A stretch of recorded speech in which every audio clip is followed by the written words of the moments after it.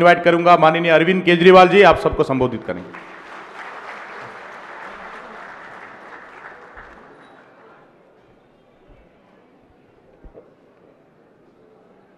आज यहाँ पे इतनी बड़ी संख्या में अहमदाबाद के व्यापारी आए हुए हैं। मुझे बताया गया सारी क्रीम आज यहाँ पे बैठी है। आप सब लोगों को मेरा नमस्कार, सबको मेरा प्रणाम।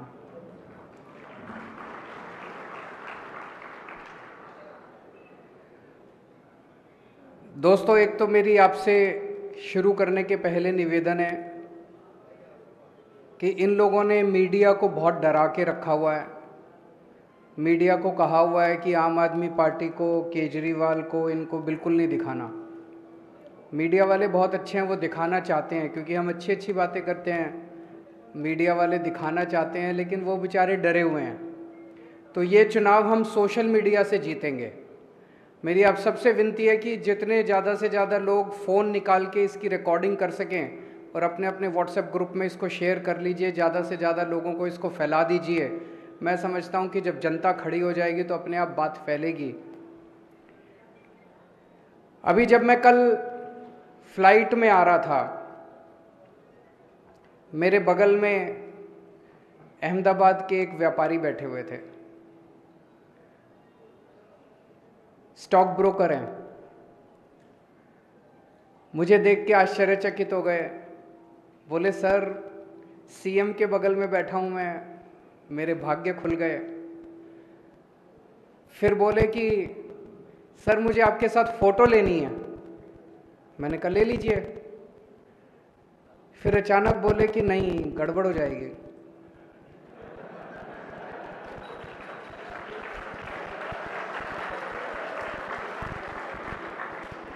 मैंने कहा क्या गड़बड़ हो जाएगी? कहते हैं सर आजकल आपके पीछे ईडी और सीबीआई पड़े हुए हैं, अगर फोटो ले ली तो मेरे पीछे भी पड़ जाएंगे। मैंने कहा फोटो शेयर मत करना, अपने मोबाइल में रख लेना। बोला सर सबके मोबाइल टैप हैं, तो फोटो ले ली तो उन तक पहुंच जाएगी। मैं सोच रहा था कितने डरे हुए हैं यार अपने देश के लोग, व्यापारी कितने डरे हुए हैं। जिस देश का व्यापारी एक फोटो लेने में इतना डरा हुआ है, वो देश कैसे तरक्की कर सकता है? नहीं, जब तक व्यापारी खुश नहीं होगा। देश की अर्थव्यवस्था में सबसे ज्यादा योगदान व्यापारियों का होता है, सबसे ज्यादा योगदान उद्योगपतियों का होता है। सब लोगों को डरा के रखा हुआ है इन्होंने, सब लोगों को डरा के रखा हुआ है। कल मैं एयरपोर्ट पे लैंड किया, होटल पहुंचा, होटल पहुंचते ही खबर आ गई कि हमारे आम आदमी पार्टी के अहमदाबाद ऑफिस पे गुजरात पुलिस की रेड करवा दी इन्होंने। हमारी फक्कड़ पार्टी, 4 पैसे हैं नहीं हमारे पास, वो 2 घंटे सारे सर्च वर्च करके अपना माथा पकड़ के पुलिस चली गई। बार बार हमारे लोगों से पूछ रही थी पैसा कहाँ है, बोले है ही नहीं सर, तो चले गए। आज सुबह अहमदाबाद पुलिस बोलती है कि कोई रेड नहीं हुई। ये बड़ा शानदार है यार। कल रेड करी, 3 पुलिस वाले आए, उन 3 पुलिस वालों ने सारा सर्च वर्च करा, अपना आई कार्ड भी दिखाया, नाम भी पता है हमें पुलिस वालों के। आज कहते हैं कोई उनके पास वारंट नहीं था, कोई सर्च वारंट नहीं था, कोई कागज नहीं था, आए बस रेड करी और चले गए। हमने जब शोर किया कि रेड हो गई, हमारे ऊपर रेड हो गई, तो कहते कोई रेड नहीं हुई। ये बड़ा अच्छा है। बिना कागज के, बिना किसी के भी घर में घुस जाओ, किसी के भी दफ्तर में घुस जाओ, और फिर ये तो आम आदमी पार्टी थी, इनकी हिम्मत नहीं हुई पैसे, नहीं तो किसी से भी पैसे मांग लो, पैसे बोलो इतने पैसे दे, नहीं तो तेरे को पकड़ के ले जाएंगे, और कोई कागज नहीं, कुछ नहीं। ये चल क्या रहा है इस देश के अंदर? ऐसे पुलिस या सरकार चलेगी?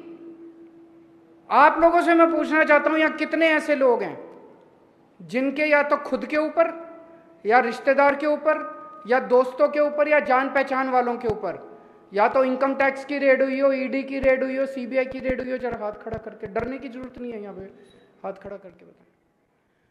कितने देश के अंदर ऐसे डरा रखा है इन लोगों ने एजेंसीज के जरिए लोगों को, भ्रष्टाचार रोकने के लिए नहीं, उगाही करने के लिए। जितनी एजेंसीज आती हैं सब उगाही करने के लिए आती हैं। जब तक देश के व्यापारी के मन से डर नहीं निकाला जाएगा, जब तक व्यापारी खुल के व्यापार नहीं कर पाएगा, तब तक देश तरक्की नहीं कर सकता। सबसे पहली चीज ये, आम आदमी पार्टी की सरकार बनेगी, गुजरात के अंदर भयमुक्त वातावरण देना हमारा सबसे पहला काम होगा। अभी जब मैंने पूछा कि कितने लोग ऐसे हैं जिन्होंने जान पहचान वाले या किसी के यहाँ रेड हुई हो, किसी की हाथ उठाने की भी हिम्मत नहीं है, कभी कैमरे में कैप्चर ना हो जाए। ऐसा हो ही नहीं सकता कि किसी जान पहचान वाले या किसी के यहाँ इनकम टैक्स की इसकी उसकी रेड ना हुई हो। डर निकालना पड़ेगा सबसे पहले, जनता के मन से डर निकालना पड़ेगा। निडर होकर व्यापार करो, आप निडर होकर व्यापार करोगे, आपका व्यापार बढ़ेगा तो देश तरक्की करेगा। ये मैं दिल से कह रहा हूँ। मैं खुद भी एक व्यापारी परिवार से आता हूँ। मैं बनिए परिवार से आता हूँ, बनिया हूँ। तो हमारे दादाजी की तरफ भी, मामा जी की तरफ भी, नाना नानी दादा दादी सारे व्यापार में थे। और मैं जानता हूँ कि एक व्यापारी कितनी टेंशन के अंदर 24 घंटे व्यापार करता है। कभी लगता है ये एजेंसी आ जाएगी, कभी वो डिपार्टमेंट आ जाएगा, कभी वो आ जाएगा। सबसे ज़्यादा जीएसटी से दुखी हैं लोग, हैं कि नहीं है? जीएसटी से बहुत दुखी हैं। अभी जैसे बताया इन्होंने, कई मैं सुन रहा था, जैनेन्द्र तन्ना जी ने बताया कंप्लायंस की भी दिक्कत है, रेट्स की भी दिक्कत है। इतना कठिन कर दिया इन लोगों ने, इतना कठिन कर दिया इन लोगों ने जीएसटी को। इतने चार्टर्ड अकाउंटेंट को भी पैसे देने पड़ते हैं, उसके बावजूद भी कहीं ना कोई गड़बड़ हो जाती है। इसको सिंप्लीफाई करने की ज़रूरत है। इसको सिंप्लीफाई करेंगे, हम भी करेंगे, गुजरात के स्तर पे भी करेंगे और केंद्र सरकार के स्तर पे भी आवाज उठाएंगे, ताकि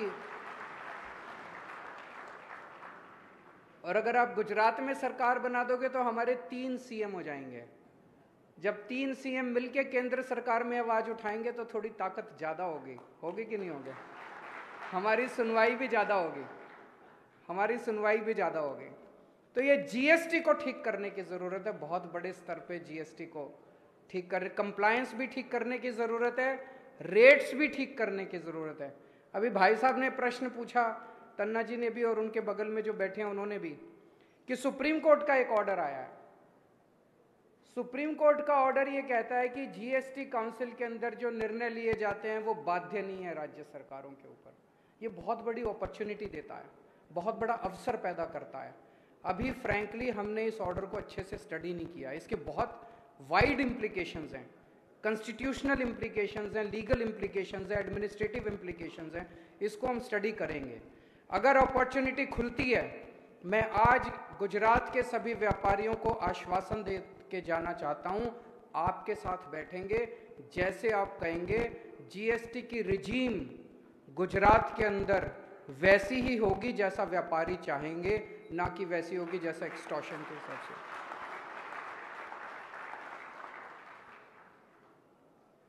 व्यापारियों की एक बहुत बड़ी समस्या होती है, नॉर्मली हर व्यापारियों का जो डायलॉग मैं करता हूं उसमें निकल के आती है, आज नहीं निकल के आई, वो होती है पेमेंट की। 1 मिनट में पूरा कर लूं अभी। इस तरह से पेमेंट नहीं आती, माल बेचते हैं, पेमेंट नहीं आती, है कि नहीं है? किसी ने पैसा लिया वापस नहीं करता, बहुत बड़ी समस्या है। आधे से ज़्यादा लोग तो इस पेमेंट की वजह से डूब जाते हैं, आधे से ज़्यादा व्यापारी तो इस पेमेंट। मेरे पास इसका तुरंत कोई समाधान नहीं है। मैं भी व्यापारी परिवार से आता हूं, इसलिए मैं समझ सकता हूं कि पेमेंट की कितनी बड़ी समस्या है। आपके साथ बैठेंगे, इसमें मैं बहुत लोगों से चर्चा कर रहा हूं कि क्या किया जा सकता है। इस पे कोई कानून ऐसा बनना चाहिए ताकि लोगों की पेमेंट वापस आ सके। अगर एक आदमी को माल बेचने के बाद अपनी पेमेंट की पक्का हो जाए कि मेरी पेमेंट आ जाएगी, तो मैं बताता हूं आपको 50 से 60% व्यापार वैसे ही बढ़ जाएगा। लोगों का कॉन्फिडेंस बढ़ेगा सिस्टम के अंदर और व्यापार बढ़ जाएगा। इसके लिए हम मिल बैठ के कुछ समाधान निकाल के कोई कानून लेके आएंगे और जो कानून यहां बनेगा उसको फिर दिल्ली में भी लागू करेंगे, उसको फिर पंजाब में भी लागू करेंगे और एक दिन पूरे देश में भी लागू करेंगे।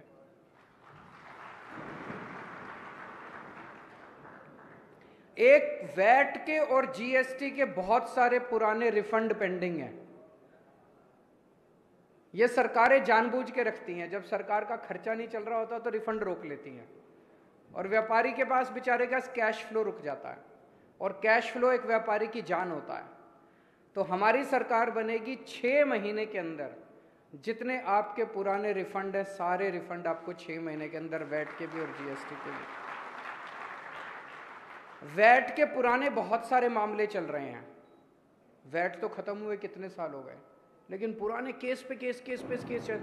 तो आपके साथ बैठ के एक वैट एमनेस्टी स्कीम लेके आएंगे ताकि सारे पुराने केसेस को खत्म किया जा सके। जो लेना देना है सरकार का बनता है वो सारा आप दें, ताकि आप लोगों को केसेस से, झंझट से मुक्ति मिले। एक चीज जो केवल आम आदमी पार्टी कर सकती है वो है भ्रष्टाचार मुक्त प्रशासन। अभी सबकी आपकी बातों से निकल के आ रहा था, ममता जी ने भी बोला कि जी वो पैसे मांगते हैं, पुलिस वाले पैसे मांगते हैं, ये पैसे मांगते हैं, वो पैसे। ये मैं आपको गारंटी दे रहा हूं, एक भी पुलिस वाला और एक भी सरकारी कर्मचारी की हिम्मत नहीं होगी कि आपसे एक भी पैसा मांग सके। दिल्ली में हमने भ्रष्टाचार मुक्त शासन दिया है। मैं आपके साथ शेयर, पहली जब सरकार बनी हमारी 28 सीट आई थी दिल्ली में, 28 सीट में 49 दिन की सरकार थी। उन 49 दिन में हमने ऐसा काम किया कि अगली बार लोगों ने 67 सीट दे दी। कई काम किए, लेकिन एक काम जो किया, मैंने ऐलान कर दिया दिल्ली में कि अब अगर आपसे कोई पैसे मांगे आप मना मत करना, अपनी जेब में हाथ डालना और अपना फोन रिकॉर्डिंग पे लगा देना, ऑडियो रिकॉर्डिंग, और उस रिकॉर्डिंग की क्लिप मेरे को इस नंबर पे व्हाट्सएप कर देना। उस अफसर को मैं जेल में डाल दूंगा। 49 दिन में 32 लोगों को मैंने जेल डाली। आपको यकीन बता रहा हूं, किसी की रिश्वत कम नहीं हुई, 0 हो गई 49 दिन के अंदर की रिश्वत। और 49 दिन के बाद जैसे ही हमारी सरकार गिरी, ये लोग सारे पैसे लेने पहुंच गए। बोले वो जो 49 दिन वाले हैं वो भी दो और अब नए पैसे भी दो। बोलो बुला अब अपने केजरीवाल को, हम देखते हैं तेरा केजरीवाल क्या करता है। तो ये हमको ही करना आता है भ्रष्टाचार। नीयत साफ है हमारी, शरीफ लोग हैं, पैसे नहीं खाते। ये कोशिश तो बहुत कर रहे हैं पूरे देश के अंदर फैलाने की। केजरीवाल ने शराब घोटाला कर दिया, मनीष सिसोदिया 144 करोड़ खा गया। अरे उसके घर रेड करी, रेड में 10,000 रुपये भी नहीं मिले। अगर 144 करोड़ रुपए कोई खाता तो कुछ लाख, 2 लाख, 3 लाख, करोड़, 2 करोड़ बिखरे हुए ही मिल जाते घर के अंदर। कुछ नहीं मिला। कल हमारे दफ्तर में रेड करी, वहां कुछ नहीं मिला। गुजरात में रेड करी, वहां कुछ नहीं मिला। मनीष के घर कुछ नहीं मिला, सत्येंद्र के घर कुछ। ऐसे ही फेंकते रहते हैं, कीचड़ फेंकते रहते हैं, पर जनता देख रही है। तो एक तो भ्रष्टाचार मुक्त शासन देंगे, रेड सारी बंद कर देंगे, जितनी रेड होती हैं, ये जीएसटी के रेड, फलानी रेड, ढिमकी रेड। दिल्ली में कोई रेड नहीं होती। जब हमारी सरकार बनी थी दिल्ली में सारी रेड बंद कर दी। मैं इनकम टैक्स में था पहले। ऐसा नहीं कि सारे अफसर खराब होते हैं, कुछ अफसर ईमानदार भी होते हैं, लेकिन अमूमन मैंने देखा कि रेड में क्या तमाशा होता है। कोई उस कोने के अंदर सेटिंग कर रहा होता है, कोई उस कोने में सेटिंग कर रहा होता है। जितना पैसा रेड में सरकार को नहीं आता, उससे ज्यादा पैसा उनकी जेब में जाता है। अगर आप रेड बंद कर दो, इस देश का व्यापारी खुशी खुशी अपने मन से सरकार को पैसा देना चाहता है, उसको मौका तो दो। दिल्ली में जब हमारी सरकार बनी, वैट के जरिए हमारा टोटल दिल्ली सरकार का बजट 30,000 करोड़ का था। हमने रेड बंद कर दी, आज हमारा दिल्ली का बजट 75,000 करोड़ का है, दुगने से भी ज्यादा हो गया, 2.5 गुना हो गया। क्यों? व्यापारी अब खुश है। व्यापारी देख रहा है उसके बच्चों को अच्छी शिक्षा दे, हमने स्कूल अच्छे बना दिए, हमने अस्पताल अच्छे बना दिए, इलाज मुफ्त कर दिया, लोग खुश हैं। अपने से टैक्स दे रहे हैं, अपने से उनको लग रहा है यार कि अगर सरकार को टैक्स दोगे तो कुछ बदले में मिलेगा। तो सिंप्लीफाई करेंगे सारे प्रोसेस। अभी कई लोगों की शिकायतें ये थी जी प्रोसेस बड़ा कॉम्प्लिकेटेड है, ये फाइल करना पड़। प्रोसेस को कॉम्प्लिकेटेड क्यों बनाया जाता है? प्रोसेस को कॉम्प्लिकेटेड इसलिए बनाया जाता है कि आदमी थक के कहे बताओ जी कितने देने हैं, फिर आदमी जो देता है वो ऊपर तक पहुंचता है। जब ऊपर बैठा हुआ आदमी कहता है मेरे को पैसे नहीं चाहिए और खबरदार जो तुमने पैसे लिए तो सारा प्रोसेस फिर सिंप्लीफाई होने लगता है। फिर कहते हैं यार काम करो अब सारे जने मिलके। ऐसा ही भ्रष्टाचार मुक्त प्रशासन हम गुजरात में लाना चाहते हैं। मेरा एक टारगेट होगा 5 साल के अंदर व्यापार का पूरा सिस्टम इतना सिंप्लीफाई कर दो, इतना भ्रष्टाचार मुक्त कर दो कि आपका सबका बिजनेस, हर आदमी का बिजनेस कम से कम 5 साल में डबल हो जाए। आज अगर आप 5 रुपए का टर्नओवर है तो 5 साल में ये डबल होकर 10 रुपए होना चाहिए। आज अगर 10 रुपए का टर्नओवर है तो ये 20 रुपए 5 साल में होना चाहिए। और 20 पोटेंशियल है अपने देश के अंदर, बिजनेस बढ़ सकता है, बहुत तेजी से बढ़ सकता है। ये सब चीजों को संकुचित करके मतलब घोट के रखा हुआ है सरकारों ने। ऐसा है जैसे गला घोट देते हैं ना किसी आदमी का, ऐसे व्यापार और उद्योग को इस देश के अंदर घोट के रखा हुआ है। अगर खुला छोड़ दिया जाए व्यापार को, खुला छोड़ दिया जाए व्यापारियों को, उद्योगपतियों को, इतना बढ़ेगा हमारे देश के अंदर, हम चाइना को पीछे छोड़ सकते हैं। हमारे अंदर पोटेंशियल है। और एक ये कहा जा रहा है फ्री की रेवड़ी, फ्री की रेवड़ी, फ्री की रेवड़ी। मैं कन्विंस्ड हूं पूरी तरह से कि अपने देश के हर बच्चे को अच्छी शिक्षा मिलनी चाहिए और फ्री शिक्षा मिलनी चाहिए। आज अमेरिका अपने बच्चों को फ्री शिक्षा देता है, लंदन अपने बच्चों को फ्री शिक्षा देता है, जापान अपने बच्चों को फ्री शिक्षा देता है, बड़े बड़े देश अपने बच्चों को फ्री शिक्षा देते हैं। वो इसलिए फ्री शिक्षा नहीं देते कि वो अमीर हैं, वो अमीर इसलिए बने क्योंकि उन्होंने अपने बच्चों को फ्री शिक्षा देनी चालू करी। अगर हमें अमीर देश बनना है, अगर हमें डेवलप्ड कंट्री बनना है, तो पहले सबसे पहली चीज है अच्छी शिक्षा हर बच्चे के लिए इंतजाम करना पड़ेगा और फ्री शिक्षा का इंतजाम करना पड़ेगा। दिल्ली में हमने शानदार शिक्षा का इंतजाम कर दिया, गरीबों के लिए भी सरकारी स्कूल शानदार कर दिए। कितनी कहानियां मेरे को सुनने को मिलती है, फलाना फलाना प्लम्बर का बेटा, कारपेंटर का बेटा, रिक्शे वाले का बेटा IIT में इंजीनियर बन गया। सोच के देखो, जिसका बाप आज 10,000 रुपये महीना कमाता है, वो IIT का इंजीनियर जब निकलेगा 3 लाख रुपए महीने की उसकी सैलरी होगी। गरीबी दूर हो गई उसकी। ऐसे ही तो गरीबी दूर होगी, और कैसे होगी? सरकारी योजनाओं से गरीबी दूर नहीं होने वाली, गरीबी दूर होगी शिक्षा से। तो फ्री शिक्षा देना कैसे फ्री की रेवड़ी हो गई? सबके लिए हम अब फ्री इलाज का इंतजाम करना चाहते हैं। कम से कम दुनिया के अंदर ढेरों देश ऐसे हैं जिनके अंदर उन्होंने, इंग्लैंड के अंदर, लंदन के अंदर नेशनल हेल्थ सर्विसेज है उनकी। अगर गरीब से गरीब आदमी भी फ्री, वो वहां पे बीमार होता है, उनकी हेलीकॉप्टर एम्बुलेंस सर्विस है, वो उसको लेके जाती है फ्री में।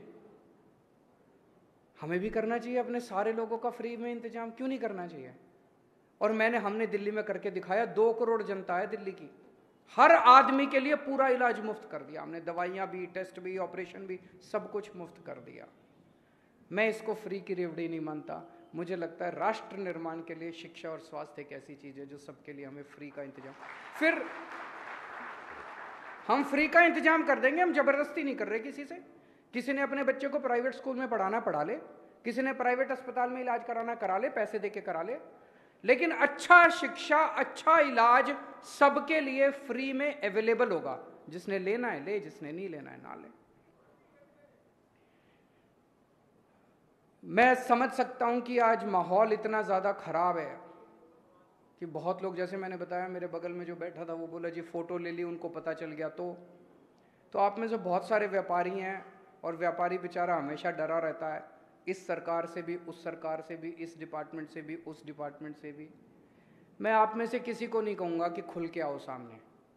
जो आ सकते हैं आओ, जो नहीं आ सकते मत आओ खुल के। लेकिन एक बार परिवर्तन तो कर दो यार, बदल तो दो इस बार। बदलाव तो 27 साल के बाद तो बहुत ज़्यादा हो जाता है, फिर तो अहंकार आ जाता है, कोई सुनता ही नहीं है फिर तो। एक बार बदलाव मांगता है। अंदर खाने काम करो, जो आए कान में बोल दो सबके, इस बार झाड़ू, इस बार झाड़ू, इस बार झाड़ू, इस बार, सबके कान में बोलते जाओ, वर्ड ऑफ माउथ। और व्यापारी जानता है, जो कस्टमर आए उसी को बोल दो झाड़ू, जो कस्टमर आए उसी को व्हाट्सएप पे बोल दो झाड़ू। खुल के मत आओ, लेकिन अंदर खाने झाड़ू झाड़ू झाड़ू झाड़ू। इनको सबसे ज्यादा गुमान है कि अहमदाबाद बीजेपी का गढ़ है। पहले कहते थे गुजरात गढ़ है, अब गुजरात तो कहना छोड़ दिया, इनको लग रहा है कि अब गुजरात तो जा रहा है, कहते हैं अहमदाबाद गढ़ है। कितनी सीट है अहमदाबाद में? 16 सीट है शहर में। अब आप लोगों की जिम्मेदारी है, 16 में से एक भी सीट अब इनके जिम्मे नहीं जानी चाहिए। दिल्ली के लोगों ने 70 में से 62 सीट दी थी, पहले 67 सीट दी थी। पंजाब के लोगों ने 117 में से 92 सीट दी। आप 182 में से कितनी दोगे? रिकॉर्ड तोड़ना है आपको दिल्ली का और पंजाब का। भारत माता की